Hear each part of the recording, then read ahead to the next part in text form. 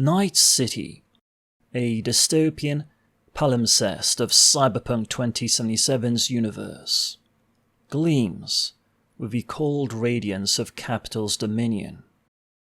Its mega-corporate towers loom as citadels of power, while below, in the shadowed interstices, the dispossessed navigate a labyrinth of precarity. Cyberpunk Edgerunners, Studio Trigger's 2022 anime, animates this stratified metropolis through David Martinez, a Santo Domingo street youth whose aspirations collide with the implacable logic of class hierarchy. In this neon crucible where cybernetic augmentation promises transcendence but delivers subjugation, David and his Edgerunner cohort, Maine, Lucy, Rebecca, embody the cyberpunk genre's critique of socio-economic inequity. Drawing on Marxist lenses and cyberpunk's interrogation of technological capitalism, Night City's class system can be seen through three prisms. David's trajectory as a refutation of meritocratic myths, the crew's existence as a lumpen proletariat trapped in gig economy cycles, and the city's systemic architecture as a cybernetic perpetuation of capitalist homogeny. Can agency exist in a system coded for subjugation? Let us interrogate this through David's arc, his crew's struggles, and Night City's structural imperatives. First, David Martinez's trajectory serves as a trenchant critique of meritocratic illusions within Night City's stratified order. Born in the impoverished Santo Domingo district, David is the progeny of Cyberpunk 2077's underclass. His mother, Gloria, toiling as a medtech to secure his place at Arasaka Academy, a rare portal to corporate echelons. Her death in a gangland crossfire, a casualty of Night City's endemic violence, leaves David with a stolen Sandevistan implant, a cybernetic augment that accelerates movement to superhuman speeds.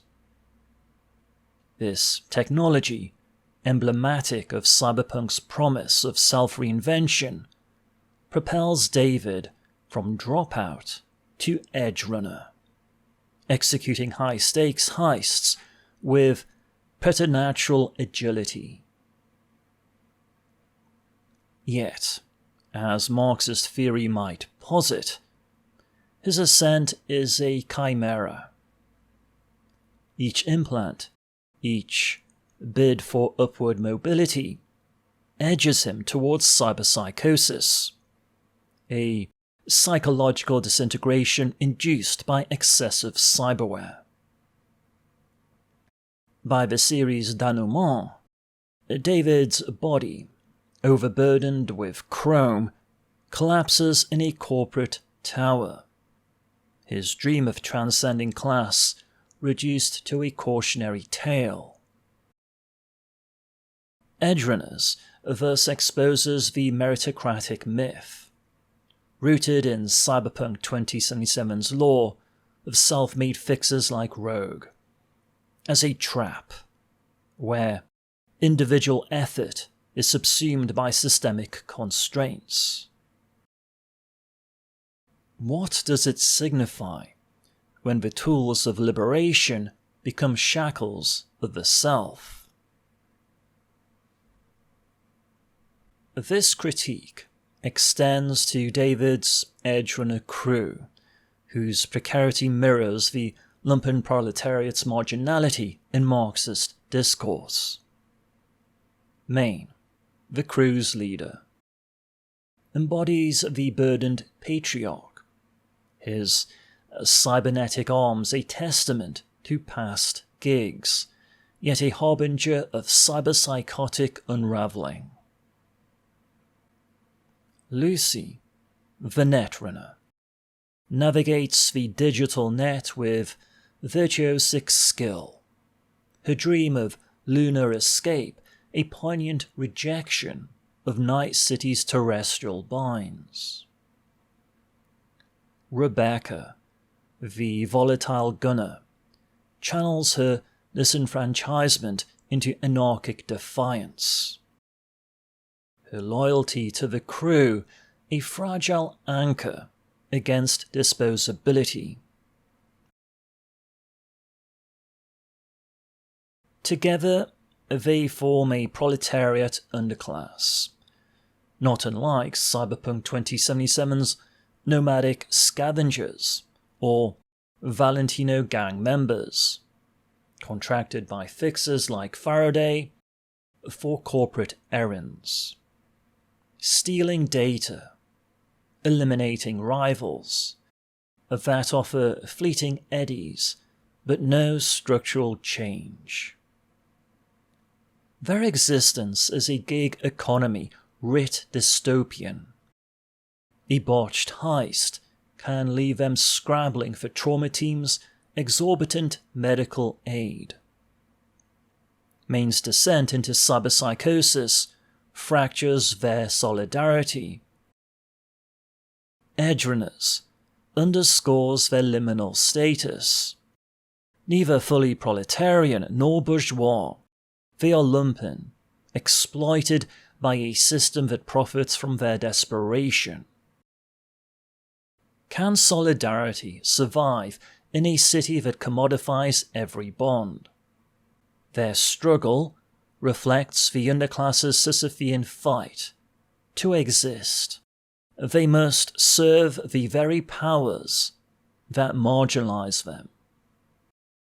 Underpinning these personal tragedies is Night City's systemic architecture, a cybernetic edifice that perpetuates capitalistic homogeny.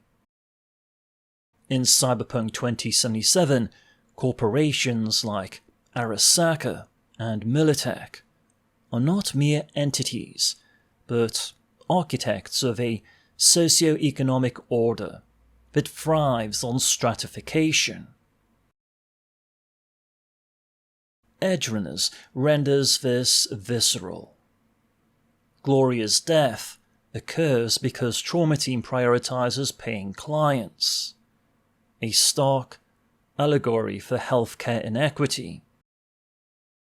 Arasaka Academy's prohibitive costs mock upward mobility, gatekeeping opportunity behind financial firewalls. Cyberware, ostensibly a democratizing force, is a cybernetic enclosure, accessible only through debt or crime.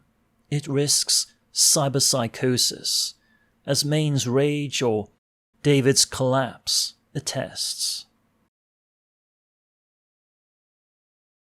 The city's physicality, megabuildings housing the poor, guarded corpo plazas for the elite, spatializes this divide, while the net, guarded by ICE, intrusion countermeasures electronics, locks wealth in digital vaults.